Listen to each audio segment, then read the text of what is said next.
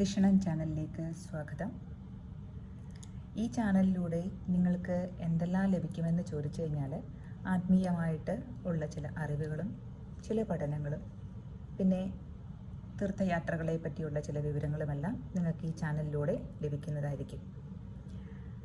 അപ്പോൾ ഈ ചാനലിൻ്റെ പേര് പ്രദക്ഷിണം എന്നാണ്. ആദ്യമായിട്ട് നമുക്ക് എന്താണ് പ്രദക്ഷിണം, എങ്ങനെയാണ് ആ പ്രദക്ഷിണം ചെയ്യേണ്ടത് എന്നതിനെ പറ്റി നോക്കാം. പ്രദക്ഷിണം നമ്മളെല്ലാവരും അമ്പലത്തിൽ പോകുന്ന സമയത്ത് അമ്പലത്തിൻ്റെ അകത്ത് കയറിയിട്ട് ആ ദേവനെ അല്ലെങ്കിൽ ഒരു ദേവിയെ കേന്ദ്രബിന്ദുവായിട്ട് വെച്ചിട്ട് അതിന് ചുറ്റും ഒരു ക്ലോക്കിലെ സൂചികൾ എപ്രകാരമാണോ ചലിക്കുന്നത് അതേപോലെ വർത്തുള ആകാര രീതിയിൽ ചലിക്കുന്നതാണ് പ്രദക്ഷിണം എന്ന് പറയുന്നത്. അപ്പോൾ ഈ പ്രദക്ഷിണം ചെയ്യുമ്പോൾ ശ്രദ്ധിക്കേണ്ടതായിട്ടുള്ള കുറേ കാര്യങ്ങളുണ്ട്. നമ്മൾ അകത്ത് പ്രദക്ഷിണം ചെയ്യുമ്പോൾ ആ ശ്രീകോവിലിന് ചുറ്റുമായിട്ട് ഇന്ദ്രാദി ദിക്പാലകന്മാരെ എല്ലാം പ്രതിഷ്ഠിച്ചതായിരിക്കുന്നതായുള്ള ചില ബലിക്കല്ലുകൾ നമുക്കവിടെ കാണാൻ സാധിക്കും. ആ ബലിക്കല്ലുകൾ വരെയുള്ള സ്ഥലമാണ് അന്തർഹാര അല്ലെങ്കിൽ അന്തർമണ്ഡലം എന്ന് പറയുന്നത്. അപ്പോൾ അകത്ത് നമ്മൾ പ്രദക്ഷിണം ചെയ്യുമ്പോൾ ഈ ബലിക്കല്ലുകൾക്ക് ചുറ്റും, ആ ബലിക്കല്ലുകൾക്ക് പുറമേ കൂടി ആയിരിക്കണം നമ്മൾ പ്രദക്ഷിണം വെക്കേണ്ടത്. അതിൻ്റെ ഉള്ളിലല്ല, അതിൻ്റെ പുറമേ കൂടി ആയിരിക്കണം ആ പ്രദക്ഷിണം ചെയ്യേണ്ടത്. ഇനി നമ്മൾ ഈ ഒരു പ്രദക്ഷിണം ആണോ ഏറ്റവും ഫലപ്രദമെന്ന് ചോദിച്ചു കഴിഞ്ഞിട്ടുണ്ടെങ്കിൽ അങ്ങനെയല്ല എന്നാണ് അജിതാഗമങ്ങളെ പോലുള്ള ഗ്രന്ഥങ്ങൾ പറയുന്നത്.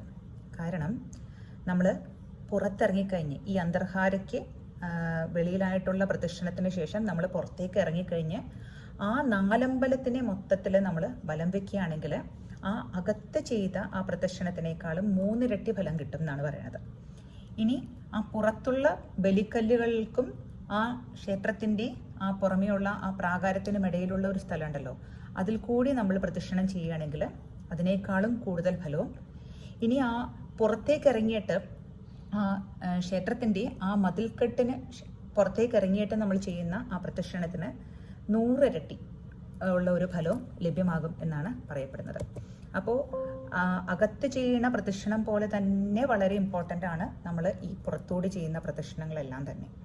അപ്പോൾ അത് വളരെ നമ്മൾ ശ്രദ്ധിച്ച് തന്നെ മനസ്സിലാക്കേണ്ടതാണ്.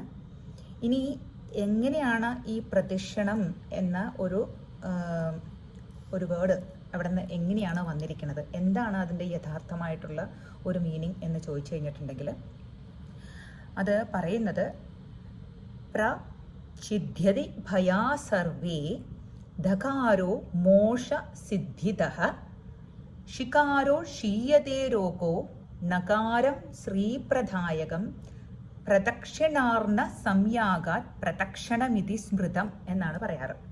അതായത് ആ പ്രദക്ഷിണത്തിലെ പ്രകാരം, ആ എന്ന് പറയുന്നത് ഭയത്തെ നശിപ്പിക്കുന്നതാണ്. ഛിദ്ധ്യതി ഭയ എന്ന് വെച്ചാൽ ഭയം നശിപ്പിക്കുന്നത്.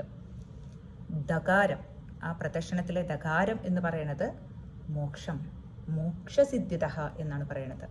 ശികാരം എന്ന് പറയുമ്പോഴോ അത് രോഗങ്ങളെ ക്ഷയിപ്പിക്കുന്നത്, രോഗങ്ങളെ നശിപ്പിക്കുന്നതാണ്. ഇനി നകാരം എന്ന് പറയുന്നത് ശ്രീപ്രദായകം, ഐശ്വര്യം നൽകുന്നതാണ് എന്നാണ് പറയുന്നത്. അപ്പോൾ അതാണ് ആ പ്രദക്ഷിണം എന്നുള്ളൊരു ആ വേർഡിൻ്റെ അർത്ഥം അതാണ്. അപ്പോൾ നമ്മൾ പ്രദക്ഷിണം ചെയ്യുമ്പോൾ നമുക്ക് എന്തെല്ലാമാണ് നമുക്ക് ലഭിക്കുന്നത്? ഇപ്രകാരം ഭയത്തെ നശിപ്പിച്ചിട്ട് രോഗങ്ങളെ നശിപ്പിക്കുന്നതാണ്, മോക്ഷസിദ്ധി ലഭിക്കുന്നതാണ്, അതുപോലെ ഐശ്വര്യ ലബ്ധിയും നമുക്ക് അതിലൂടെ ഉണ്ടാകുമെന്നാണ് മനസ്സിലാക്കേണ്ടത്. ഇനി എപ്രകാരമാണ് നമ്മൾ ഈ പ്രദക്ഷിണം ചെയ്യേണ്ടത്? എല്ലാവരും നമ്മൾ അമ്പലത്തിലൊക്കെ പ്രദക്ഷിണം ചെയ്യുമ്പോൾ നമ്മൾ പറയില്ല ഓട്ടപ്രദക്ഷിണം എന്ന് പറയും. ശരിക്കും അങ്ങനെയാണോ പ്രദക്ഷിണം ചെയ്യേണ്ടത്? അല്ല. പറയുന്നത് ആസന്ന പ്രസവാനാരി തൈലപൂർണം യഥാഘടം വഹന്തി ശനകൈര്യാദി തഥാ കുര്യാൽ പ്രദക്ഷിണം എന്നാണ് പറയുന്നത്.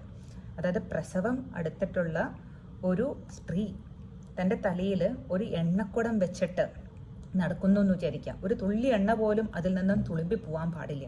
അപ്പം എപ്രകാരമായിരിക്കും? ആ പ്രസവം എടുത്ത സ്ത്രീയാണ്, നടക്കാൻ ബുദ്ധിമുട്ടുണ്ട് എന്ന് നമുക്ക് മനസ്സിലാക്കണം. കൂടാതെ തലയിൽ ഈ എണ്ണക്കുടം വെച്ചിട്ടുണ്ട്, ഒരു തുള്ളി എണ്ണ പോലും അതിൽ നിന്ന് പുറത്തേക്ക് പോകാനും പാടില്ല.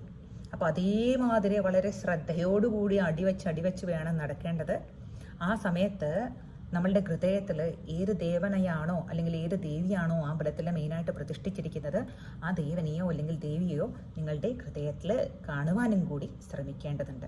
അപ്പം ഇങ്ങനെ വേണം, വളരെ സാവകാശം വേണം ഈ പ്രദക്ഷിണം ചെയ്യേണ്ടത് എന്നാണ് പറയുന്നത്. ഇനി പ്രദക്ഷിണം ഓരോ സമയത്ത് ചെയ്യുന്നതിനും പ്രത്യേകതകളുണ്ട്.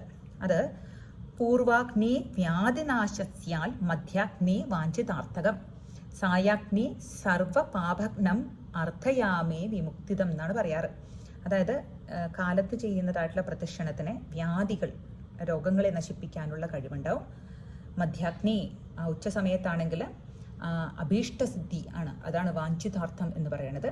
സായാഗ്നി വൈകുന്നേരമാണെങ്കിൽ സർവപാപങ്ങളെയും ഹനിക്കുന്നതായിരിക്കുന്നതാണ്.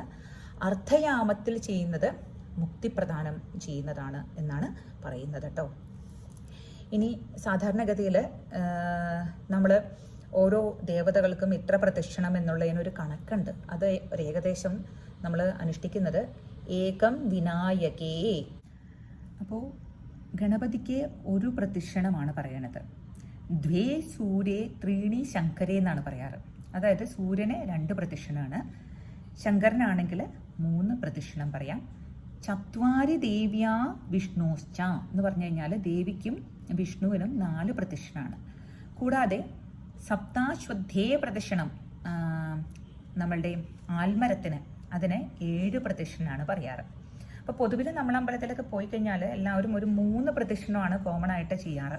അപ്പോൾ ആ 3 പ്രദക്ഷിണങ്ങൾ ചെയ്യുന്നതിൽ ആദ്യത്തെ പ്രദക്ഷിണം കൊണ്ട് ആ ബ്രഹ്മഹത്യാദി പാപങ്ങൾ മുഴുവൻ നശിക്കുമെന്നും ആ 2ാമത്തെ പ്രദക്ഷിണത്തിൽ ആ ദേവനെ ആരാധിക്കാനുള്ള അധികാരിയായിട്ട് അവൻ മാറുമെന്നും 3ാമത്തെ പ്രദക്ഷിണം കൊണ്ട് ഭോഗസുഖങ്ങളെല്ലാം ലഭിച്ചിട്ട് അവനെ സിദ്ധി ലഭിക്കുമെന്നുമാണ് പറയപ്പെടുന്നത്. അപ്പോൾ നമ്മൾ അമ്പലത്തിലൊക്കെ പോകുമ്പോൾ ഇത്രയും കാര്യങ്ങൾ നമ്മളൊന്ന് മനസ്സിലാക്കിയിട്ട് ആ പ്രദക്ഷിണമൊക്കെ ചെയ്യുകയാണെങ്കിൽ ആ പൂർണ്ണമായിട്ടുള്ള ഒരു ഗുണം നിങ്ങൾക്ക് ലഭിക്കും കേട്ടോ.